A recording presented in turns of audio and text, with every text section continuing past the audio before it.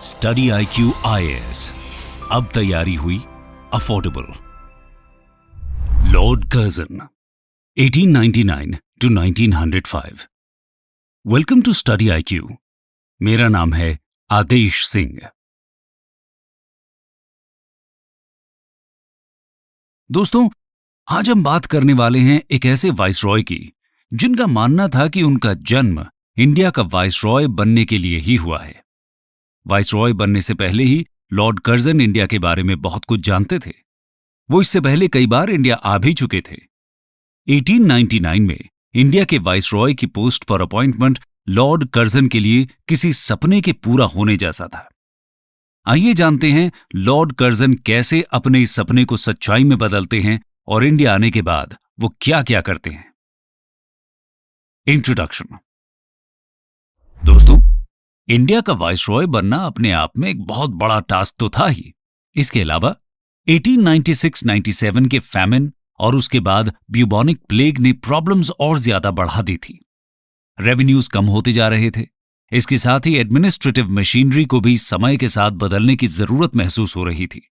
और ब्रिटिशर्स के लिए इससे भी ज्यादा गंभीर समस्या थी उस समय के इंडिया का पॉलिटिकल क्लाइमेट, क्योंकि इंडियंस में अवेयरनेस आ रही थी और वो अब ब्रिटिशर्स से ये सवाल करने लग गए थे कि उन्हें इंडिया पर रूल करने का अधिकार आखिर किसने दिया। ऐसी सिचुएशन में इंडिया में अपने टास्क का एक बहुत clear cut conception Lord Curzon के दिमाग में था। वो पूरी तरह कन्विंस्ड थे कि एडमिनिस्ट्रेटिव मशीनरी को तुरंत ही एक थरो रिफॉर्म की जरूरत थी। शायद ही गवर्नमेंट का ऐसा कोई डिपार्टमेंट या ब्रांच हो जिसमें लॉर्ड कर्जन ने कोई रिफॉर्म ना किया हो। तो आइए जानते हैं उनके रिफॉर्म्स के बारे में। सबसे पहले बात करते हैं उनके पुलिस रिफॉर्म्स की। Police reforms. दोस्तों, रिफॉर्म्स के लिए कर्जन का मेथड था एक एक्सपर्ट कमीशन को अपॉइंट करना। यह कमीशन डिपार्टमेंट की वर्किंग की पूरी जांच करती थी और फिर इसकी रिपोर्ट के आधार पर जरूरी रिफॉर्म्स के लिए कानून बना दिया जाता था।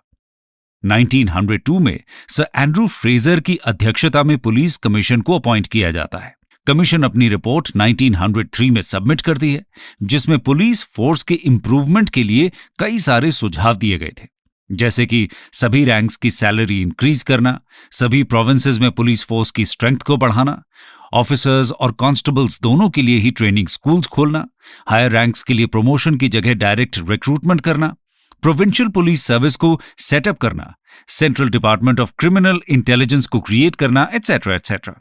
कमीशन के ज्यादातर सुझावों को एक्सेप्ट करके इंप्लीमेंट कर दिया जाता है। ये तो बात हुई पुलिस रिफॉर्म्स की। आइए अब बात करते हैं कर्जन के एजुकेशनल रिफॉर्म्स की। Educational reforms. दोस्तों, लॉर्ड कर्जन का मानना था कि इंडिया में एजुकेशनल इंस्टीट्यूशंस पॉलिटिकल रेवोल्यूशनरीज को जन्म देने वाली फैक्ट्रीज बन गई हैं। इसके साथ ही एजुकेशन सिस्टम के खराब होते स्टैंडर्ड्स और उसमें बढ़ते इनडिसिप्लिन ने कर्जन को परेशान किया हुआ था। इसलिए 1902 में वो यूनिवर्सिटी कमीशन को अपॉइंट करते हैं। कमीशन की रिकमेंडेशंस के आधार पर 1904 में इंडियन यूनिवर्सिटीज एक्ट पास किया जाता है। इस एक्ट के द्वारा यूनिवर्सिटीज के ऊपर गवर्नमेंट कंट्रोल को बढ़ा दिया गया था। एजुकेटेड इंडियंस ने कमीशन की रिपोर्ट और इस एक्ट का काफी विरोध भी किया था। इस तरह लॉर्ड कर्जन कोशिश करते हैं कि एजुकेशन सिस्टम को इंडियन नेशनलिज्म को सपोर्ट करने से रोका जाए, लेकिन तब तक शायद देर हो चुकी थी। नेशनलिज्म का जिन्न चिराग से बाहर आ चुका था और यूनिवर्सिटीज पर कंट्रोल कर लेने से उसको चिराग में वापस नहीं भेजा जा सकता था, बल्कि इस एक्ट ने तो आग में घी डालने का ही काम किया। स्टूडेंट्स और उनके नेशनलिज्म की मिसाल हम अगले वीडियो में स्वदेशी मूवमेंट में देखेंगे। अब बात करते हैं कर्जन के इकोनॉमिक रिफॉर्म्स की। Economic reforms. दोस्तों, लॉर्ड कर्जन के इकोनॉमिक रिफॉर्म्स में आते हैं उनके famine, land revenue, irrigation, agriculture, railways, taxation और करेंसी एटसेट्रा से रिलेटेड लेजिस्लेशंस। आइए एक एक करके इनके बारे में जानते हैं। फैमिन्स। सबसे पहले बात करते हैं फैमिन्स की। 1899-1900 में फैमिन से साउथ, सेंट्रल और वेस्टर्न इंडिया का एक बड़ा हिस्सा प्रभावित हुआ था। इस दौरान लॉर्ड कर्जन ने अकाल से प्रभावित लोगों की हर संभव मदद की थी। हम कह सकते हैं कि ये पहले ऐसे वाइसरॉय थे जिन्होंने फैमिन की समस्या को ह्यूमेन टच के साथ टैकल करने की कोशिश की थी। कल्टीवेटर्स को रेवेन्यू पेमेंट से भी एग्जेम्प्ट कर दिया गया था और फैमिन खत्म होने के बाद 1901 में सर एंटनी मैकडॉनल्ड की प्रेसिडेंसी में फैमिन कमीशन अपॉइंट की गई थी। इसका काम था फैमिन के समय लिए गए मेजर्स की जांच करना कि ये मेजर्स कितने प्रभावी रहे और आगे फैमिन की सिचुएशन को किस तरह बेटर हैंडल किया जा सकता है। कमीशन 1901 में ही अपनी रिपोर्ट सबमिट कर देती है। कमीशन का कहना था कि फैमिन के समय जो रिलीफ डिस्ट्रीब्यूट की गई थी वो बहुत ज्यादा थी। इसके साथ ही ऐसे मेजर्स पर जरूरत से ज्यादा एम्फेसिस किया गया था जिनकी जरूरत ही नहीं थी। कमीशन एबल बॉडीड पर्सन के लिए टास्क फोर्स से पेमेंट करने का सुझाव देती है। साथ ही फॉडर फैमिन से डील करने के लिए रूल्स भी तैयार करती है। ये तो बात हुई लॉर्ड कर्जन के फैमिन रिलीफ मेजर्स की। आइए बात करते हैं उनके एग्रीकल्चर रिलेटेड रिफॉर्म्स की। Agriculture, land revenue and irrigation. Lord Curzon revenue administration को इंप्रूव करने के लिए 16 जनवरी 1902 को लैंड रेजोल्यूशन इंट्रोड्यूस करते हैं। इसमें लैंड रेवेन्यू के लिए 3 प्रिंसिपल्स फिक्स किए जाते हैं, जो थे, पहला कि रेवेन्यू को हमेशा ग्रेजुअली ही इंक्रीज किया जाएगा। दूसरा प्रिंसिपल था कि रेवेन्यू कलेक्ट करते समय एग्रीकल्चर को कोई नुकसान न हो, इसका पूरा ध्यान रखा जाए। और तीसरा था कि ड्राउट या और किसी मुश्किल के समय पेजेंट की तुरंत हेल्प की जाए। इरिगेशन रिलेटेड रिफॉर्म्स के लिए 1901 में सर कॉलिन स्कॉट मॉन्क्रिएफ की चेयरमैनशिप में कमीशन फॉर्म की जाती है। कमीशन आने वाले 20 सालों में इरिगेशन के ऊपर 4.5 करोड़ रुपीस अतिरिक्त खर्च करने का सुझाव देती है। कर्जन के समय में झेलम कनाल को कंप्लीट करने के साथ अपर झेलम और लोअर बड़ी दोआब कनाल्स का काम भी शुरू हो जाता है। इसके साथ ही 1904 में कोऑपरेटिव क्रेडिट सोसाइटीज एक्ट के द्वारा कल्टीवेटर्स के लिए सस्ते रेट्स पर लोन देने का प्रोविजन किया गया था। इंडियन एग्रीकल्चर और लाइव स्टॉक के इंप्रूवमेंट के लिए लॉर्ड कर्जन इंस्पेक्टर जनरल के अंडर इंपीरियल एग्रीकल्चर डिपार्टमेंट भी सेटअप करते हैं, जिसका काम कल्टीवेशन के साइंटिफिक मेथड्स को प्रमोट करना था।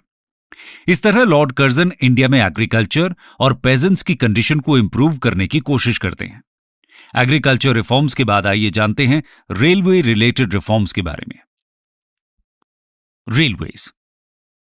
दोस्तों, लॉर्ड डलहौजी द्वारा इंट्रोड्यूस किए जाने के बाद से ही रेलवेज का प्रचार प्रसार बहुत तेजी से इंडिया में हो रहा था।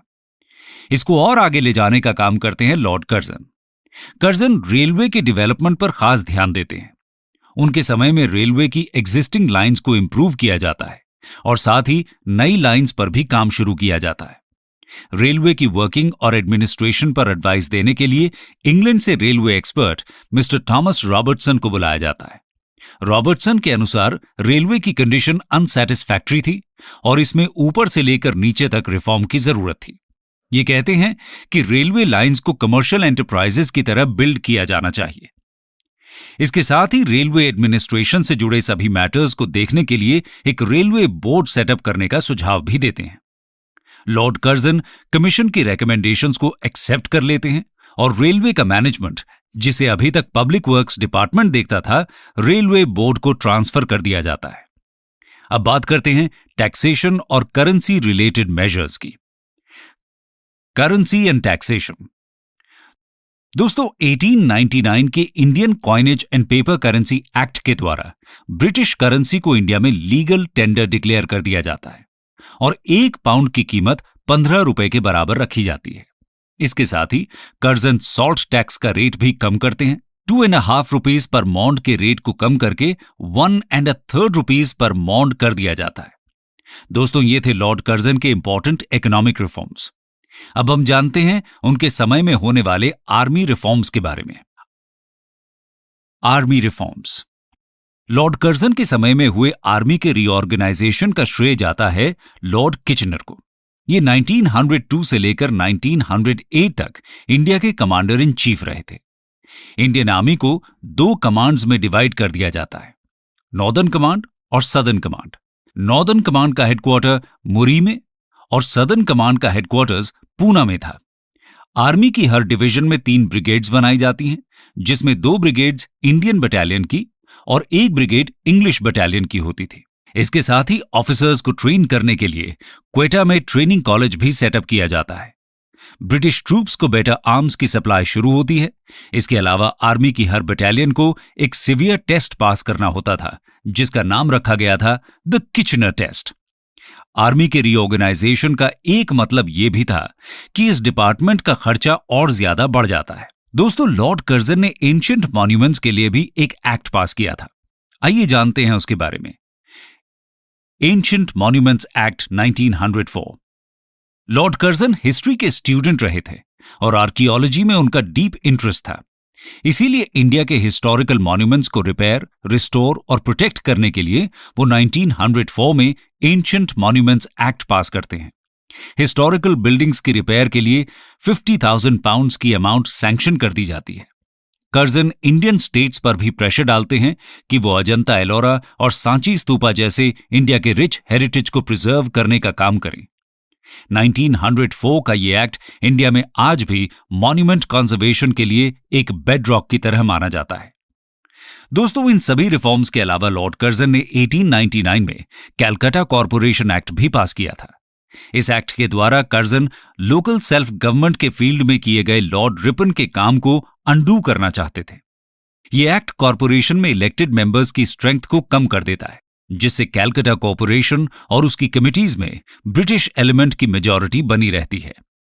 इंडियन मेंबर्स एक्ट से खुश नहीं थे और 28 मेंबर्स अपना विरोध दिखाने के लिए रिजाइन भी कर देते हैं। लेकिन कर्जन पर इनकी प्रोटेस्ट का कोई असर नहीं पड़ता, बल्कि वो तो अपने काम से इतने खुश थे कि 1903 में एक बैंक्वेट में कहते हैं कि वाइसरॉय की पोस्ट से रिटायर होने के बाद वो कैलकाटा का मेयर बनना पसंद करेंगे। ये एक्ट अकेला ऐसा काम नहीं था कर्जन का जिसने इंडियंस को प्रोटेस्ट करने के लिए मजबूर किया। उनका सबसे कंट्रोवर्शियल डिसीजन तो बंगाल का पार्टीशन था। तो आइए उसके बारे में जानते हैं। Partition of Bengal 1905। दोस्तों, 1905 में बंगाल प्रेसिडेंसी का पार्टीशन कर्जन के सबसे ज्यादा क्रिटिसाइज होने वाले मूव्स में से एक था। इसका विरोध न सिर्फ बंगाल में बल्कि पूरे भारत में किया जाता है। आइए समझते हैं कर्जन ने यह डिसीजन आखिर क्यों लिया था। बंगाल प्रोविंस उस समय इंडिया का सबसे ज्यादा पॉपुलेशन वाला प्रोविंस था। लगभग 8 करोड़ की जनसंख्या थी बंगाल की, जिसमें आज का वेस्ट बंगाल, बिहार, छत्तीसगढ़ के कुछ हिस्से, ओडिशा, असम और आज का बांग्लादेश भी शामिल था। कर्जन कहते हैं कि पार्टीशन का एम इतने बड़े प्रोविंस के एडमिनिस्ट्रेशन को इजी बनाना है, लेकिन उनका एक्चुअल मोटिव तो बंगाल प्रोविंस से उठ रही लाउड पॉलिटिकल वॉइसेस को क्रश करना था और उनके बीच रिलीजियस स्ट्राइफ और ऑपोजिशन को जन्म देना था। इसे समझने के लिए पार्टीशन के प्लान को समझना जरूरी है। प्लान के अकॉर्डिंग 3.1 करोड़ की पॉपुलेशन के साथ ईस्ट बंगाल एंड असम को एक नया प्रोविंस बनना था। इसमें मुस्लिम हिंदू पॉपुलेशन का रेशियो 3:2 था। वेस्टर्न बंगाल प्रोविंस में हिंदू मेजॉरिटी रहने वाली थी। नेशनलिस्ट लीडर्स कहते हैं कि यह स्कीम लोगों को रिलीजियस के बेसिस पर डिवाइड करने के लिए बनाई गई थी। इससे मुस्लिम्स को हिंदूज के अगेंस्ट खड़ा कर दिया जाएगा, और उनकी ये बात बेबुनियाद नहीं थी। यह साबित होता है ईस्टर्न बंगाल के लेफ्टिनेंट गवर्नर की एक डिक्लेरेशन से, जिसमें वो कहते हैं कि उनकी 2 वाइफ्स में से मोहम्मदन वाइफ उनकी फेवरेट हैं। इवन लॉर्ड कर्जन भी ईस्टर्न बंगाल के टूर के समय कहते हैं कि पार्टीशन का एक एम मोहम्मदन प्रोविंस क्रिएट करना भी है। इसके साथ ही ये लिंग्विस्टिक बेसिस पर भी डिवाइड एंड रूल की पॉलिसी थी, क्योंकि प्लान के अकॉर्डिंग वेस्ट बंगाल में बंगालीज माइनॉरिटी बना दिए गए थे। बंगाल पार्टीशन के विरोध में एक बड़ा मूवमेंट खड़ा हो जाता है, जिसे हम स्वदेशी मूवमेंट के नाम से जानते हैं। कर्जन के इस डिसीजन ने हिंदूज और मुस्लिम्स को डिवाइड करने का काम भी किया था। ईस्टर्न बंगाल के मुस्लिम्स को एक मुस्लिम मेजॉरिटी प्रोविंस के पॉलिटिकल और मटेरियल एडवांटेजेस का विजन दिखाकर अपनी तरफ किया जाता है। लॉर्ड कर्जन तो 1905 में ही इंडिया से वापस चले जाते हैं, लेकिन उनके डिसीजन के अगेंस्ट प्रोटेस्ट आने वाले कई साल तक चलते हैं। कंक्लूजन। दोस्तों, लॉर्ड कर्जन एक ग्रेट इंपीरियलिस्ट थे। वो इंडिया में ब्रिटिश कंट्रोल को और ज्यादा स्ट्रांग करना चाहते थे। उनके ज्यादातर रिफॉर्म्स और एक्ट्स इसी मोटिव को फुलफिल करने के लिए थे। इसके साथ ही इंडियंस को लेकर उनका ओपिनियन बहुत ही खराब था। वो इंडियंस की इंसल्ट करने और उनकी डीपेस्ट फीलिंग्स को हर्ट करने का कोई भी मौका नहीं जाने देते थे। एक ओकेजन पर उन्होंने बंगालीज को डरपोक, हवाबाज और बस दिखावा करने वाला देश प्रेमी तक कह दिया था। वो इंडियन नेशनल कांग्रेस के प्रेसिडेंट से मिलने से भी इनकार कर देते हैं और कांग्रेस की एक्टिविटीज को लेटिंग ऑफ ऑफ गैस की तरह कैरेक्टराइज करते हैं।